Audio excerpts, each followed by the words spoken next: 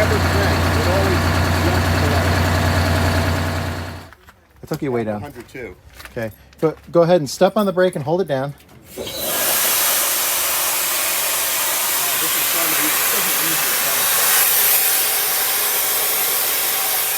What? Okay, go ahead, let go. So you hear it back there too? Yeah. All right. Not Sweet. nearly as bad though. Okay. Well, we'll It's hard start. to hear over that, but I can hear some. Yeah. No. Yeah. And sometimes it echoes too that you hear, but that's definitely. We'll start up here. We'll get into this, but that's good enough for now. You can come on out. Well, they obviously failed their air brake test. First thing I wanted to do was just check for air leaks in the braking system, and obviously there's a major air leak. So we're gonna get into that straight away. Next issue, they're complaining about a ticking noise coming from the driver front wheel, and they just recently had that wheel bearing replaced. When I try to spin the wheel, I can't even get a full revolution on it. It's like the wheel bearing is too tight or something. Wait, I'm moving my leg before this thing tries to shoot at me.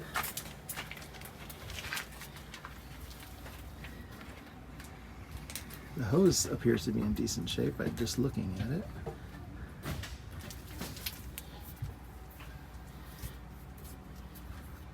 That feels a little snug.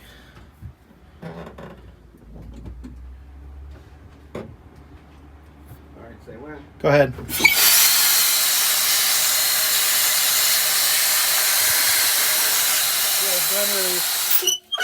It's definitely a blown diaphragm here. This is new. I mean, literally. I already told him it's been weeks. Many weeks. There's the hole. Oh, that's a hole. Huh. So that would account. Okay. Well, now I think we're getting to the tick. So we're getting closer. Yeah, that's The wheel place. You have the special metallic lube that you're not supposed to have. Especially. So that race is in very bad shape. But hopefully we won't be getting into that. On the bus next to you, depending on how long you guys Oh, are here. really? You might be. Oh, really? Oh, man. Yeah, I gotta say, you're so prolific. That wheel bearing was crazy tight. I had to actually get a tool to physically remove the preload from it. It was so tight. It was just way over tightened, and it destroyed it. The stainless steel braided line for the air for the tires that hooks the two duals together has worn through on the holes in the wheel. So this bolt was leaking, causing this big oil leak that's on the ground here. This is the lower end cap of the blower in there. They have extra washers on it. There's no copper washer. That should have a copper washer on it, but it's stripped out. So we're gonna have to retap it, put a helicoil in it, but we're gonna have to remove the blower, unfortunately, I believe, because of the angle that it's at to get in there and fix it. So, but there's a couple other leaks on the blower itself too that we'll get to. But that was causing a heck of an oil leak. There's a whole puddle up under there. Okay, so we took the dust shield off of here, and you can see where that's been leaking around there for the seal.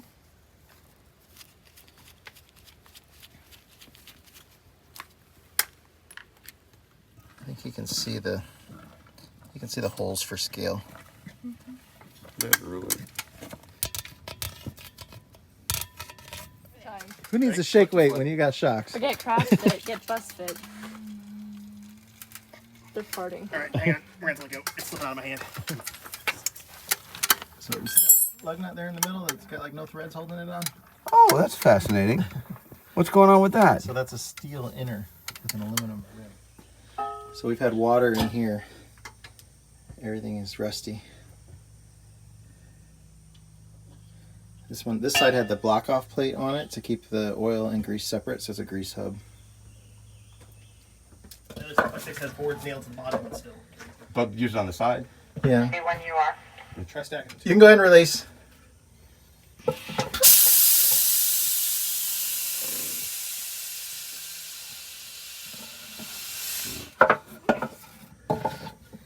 So 3 3/4 to 6 1/2. Well, the brakes are obviously way out of adjustment. They're beyond the max stroke. These are DD3s, not spring brakes, and it has a very short stroke, so it's well beyond the max stroke. Well, So what should we do? Should we just... Tire on my tool cart. It's completely coming apart. The inner tube is still holding air actually, but the tire is disintegrated. I can't drive it anymore like that. Cleaning parts. Fun job, right? Terrific. It'll feel good at the end.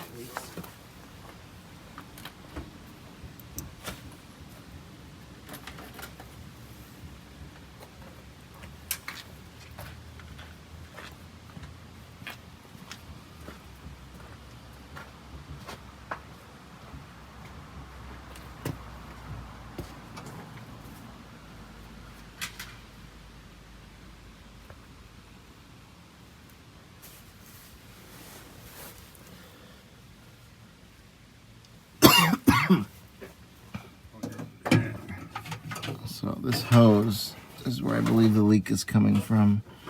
Everything is saturated. That hose touches that pillar and the pillar is all wet. And there's fluid coming down on the hose too, and it's all clean. I think it's been running on it. But everything over here is wet. And that hose touches it. So my guess is this coming through the hose. So that transmission filter above also has a drip hanging on it. It looks pretty wet. So I got to figure out, is it leaking from around that filter as well? All right, here, I'll hold this. You concentrate on that. So once that comes off, I can get this on. And then you'll be ready to put it back on when needed. Yep. All right, now you can probably do it by hand. No. All right. No. It needs More coercion. Yeah, it's getting a lot of convincing. Yeah, not as bad. Okay. Actually, well, let's... Oh, all right. All right, not right. You know it Take the belt off later. Okay. Ready? I'm ready when you're ready. Okay. Go. Well, tell me when it's all de-threaded. Oh, filming. Nice job. If you're ready to put it back on when this bucket's full, or maybe actually we can pour it. We can put it into the. Go. Release. Step and hold it down again.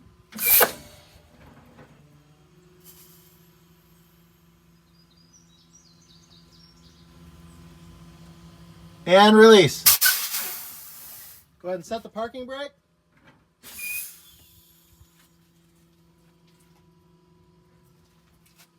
Okay, you can come on out. We're just checking the rear brakes for air leaks too, but we're gonna go ahead and replace all the diaphragms on the bus just because they're all probably pretty much so aged out. Alright, so they are removing all of these parts so we can get this blower out of here. So we can get to this massive oil leak that is down there. If I can get my fingers in there. I can't, but there's a puddle of oil down in there. Trust me.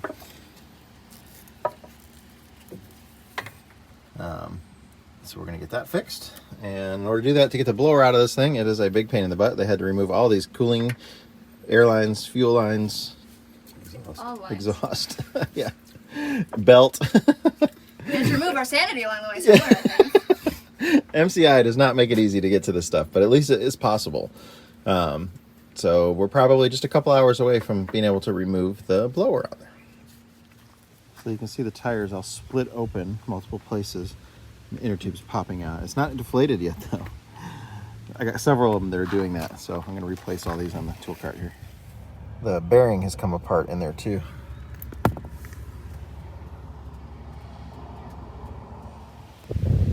That's where my trailer hitch fell off of the tool cart.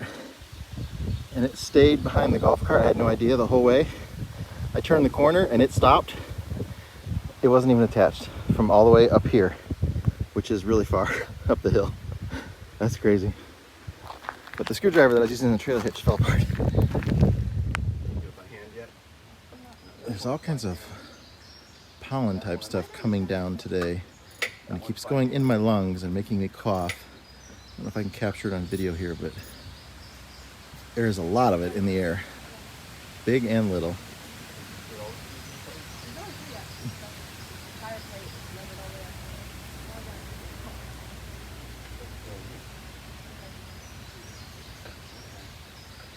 It's like raining fuzz. I don't think fact that it's yellow bothers me. The fact that it's yellow and you can see so much alpine green still. Yeah. Yeah, they just put it right over it. A lot of dirt and oil in the blower. Quite a bit of restrictions on the screen. Not enough to affect performance, but you still, you know, where did all that stuff get in there from?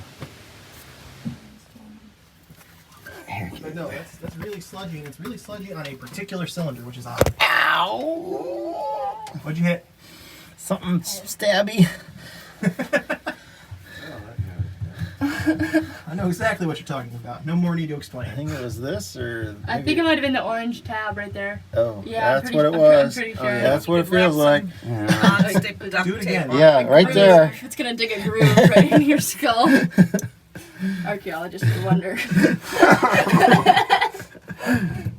They were trying to let out the evil spirits. Nah, No. it's just a valve. The evil shit was getting in.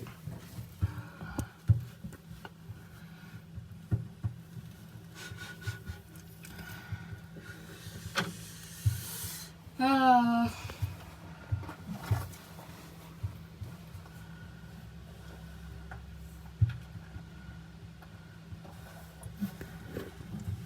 That one actually looks really good. Okay. That one's all scraped up. And the other one over here's got oil on it that's not from what we just did.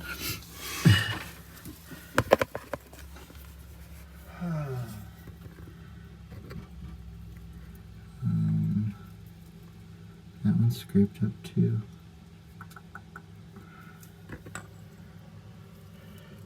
Oh wait, no, that's the same one.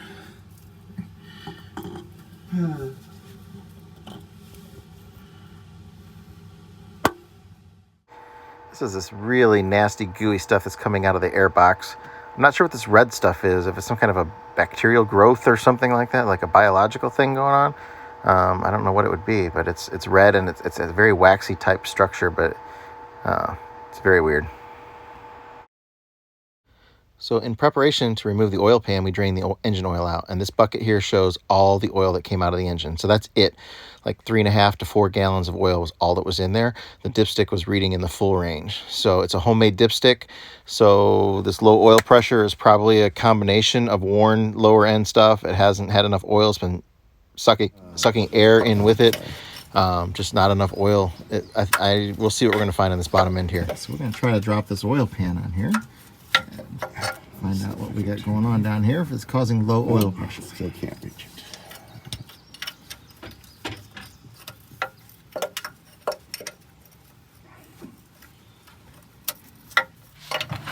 It's hitting something. Is there another bolt somewhere? Let me see. I'm gonna feel. Let's see. Oh, yes, there's one right here. Okay. Sorry, I missed that one. Sorry. Hold that for a moment. It should be finger loose because it's moving on it. It is? Yeah. It's so faster to use the ratchet. Yes, it is. Okay. It's Let me just see. Is there anything else? No. Okay. the ratchet's but on my side right there. What's that? The ratchet's right there. Yeah. The ratchet.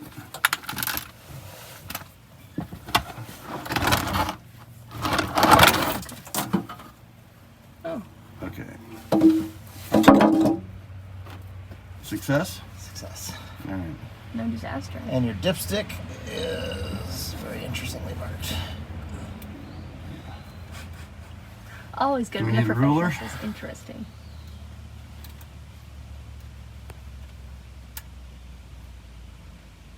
Is it pushed in all the way, Common? To make sure the dipstick's already is in all the way. Oil dipstick. I think it is. Yeah, it's pushed in all the way. Okay. You know, the full mark is relatively close to the 1 inch below the pan. Oops, right. So it's approximately correct. Yeah. All right, but since we have it off, we'll actually measure it later to make sure. I know where that one went. Hey, that actually came off. Holy crap, that never comes off. What came off? Why is my camera so dirty? Because it's under EV. I was gonna say, no, we were gonna ask that question now. It's not fatal. it's not the worst that I've ever seen. So I like Tyler said, like you're like right on the borderline. If those are much deeper, I'd say the crank has to come out for sure. Yeah, which we're only looking at 2 right now. We're gonna have to inspect everything at this point. Yep. To make sure that, because if just one of these is screwed up really, really bad, They're all attached. yeah, Right. then the crankshaft has to come out. Yep. Right now, if this was my bus, I would just put new bearings on it and get what I could out of it. You might get 100,000 miles, maybe more, Yeah. and push that big repair off if everything looks like this. No worse. But if they're worse than this as we go, it's today. you can't just put a bearing on it because it'll chew the bearings up and you'll be... Right. Back. Introducing more It's- metal in the motor yeah. rapidly. Okay. I know you didn't expect to see this. I didn't expect to see this either. But I literally set my expectations aside because I said, this is old. We've never had it open. We've never had it don't open with people we really know trust. what's Right. been going on with it. Yeah. We don't have old service records going back before the previous owner. Yeah, I don't know if they're going to be able to be lifted up and put in there. I'll help you. Does he have bays? His bays are completely filled, as usual. Do you have a tarp up top that I can grab? oh, by the way, look at the middle of this. How it's all... Run your finger through it. For an automatic transmission, that's a heck of a lot of wear on the thrust washer. We usually see that on a manual transmission. That people, just slamming.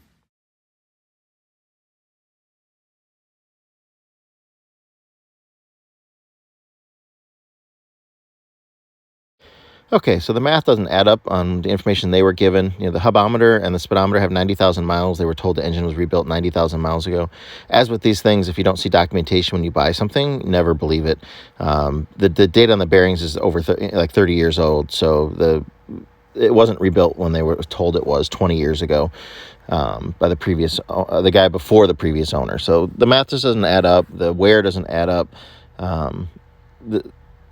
Something's maybe been done because those pistons look like they've been out and in different liners before, because the vertical scoring on that comes from the intake port and the piston can't rotate. So at some point it's been in a different liner or repositioned. The liner got turned afterwards. So maybe they just reused the pistons, put new liners and new rings on it, and nobody touched the bottom end if they did do a rebuild. That would be my guess. But this is one of those things where it's like, there's so much wear on it. What do we do? We're going to keep tearing into it and see what else we got. But it's like, boy, we could put it together and probably get 100,000 miles out of it for like $1,500 now instead of doing the full out of frame. It's going to push that big expense off to later. And I don't think it's really going to hurt anything. But we got to see what else is worse in there. So this will be an interesting one to watch. They were also told this thing only holds 18 quarts of oil, which is very low. From any number I have for a 6V71 says it's closer to like 26 to 28. It might just be a really small oil pan on here, so we got to look into that. They've never had more than 26 psi of oil pressure, which is extremely low. So it could be a factor of oil starvation and also that lower end wear that really added that. So hopefully we'll be able to get the oil pressure up as well. It's also getting all new wheel bearings and races, well, on 3 of the 4 wheels. One of them actually had good bearings in it still. But we're also going to replace brake drums, rear brake drums, because they're so badly heat checked, and obviously new brake linings on the rears. So just lots of work, all new diaphragms in the brakes and everything too, seals all around. So a lot of work going on in this one.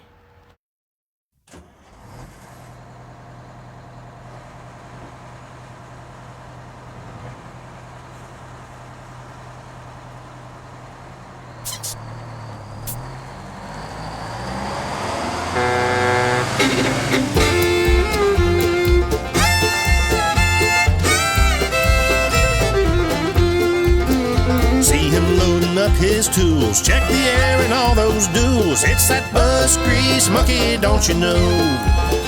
Well, he's got a long hard ride in old Lenny the Silver Sides. Get that bus grease monkey on the road. Well, he's got that hammer down and that 47 Hound. It's that bus grease monkey on the road. He travels all around and he's coming to your town. Get that bus grease monkey down the road.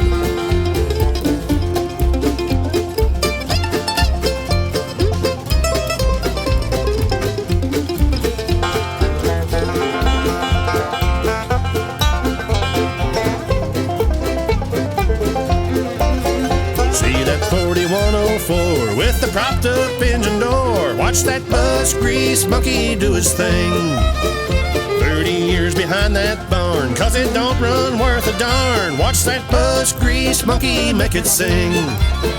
He knows in Detroit there's no doubt, upside down and inside out. It's that bus grease monkey, don't you know? Saving buses far and wide in that old blue silver sides. It's that bus grease monkey, don't you know? Now he's moved his family to the hills of Tennessee. Watch that bus grease monkey make his home, bringing buses back to life with the help of his dear wife. Watch that bus grease monkey get it done. Well, he travels town to town working on them old greyhounds. It's that bus grease monkey, don't you know? Saving buses far and wide in old Lenny the Silver Sides. It's that bus grease monkey, don't you know? It's that bus grease monkey, don't you know?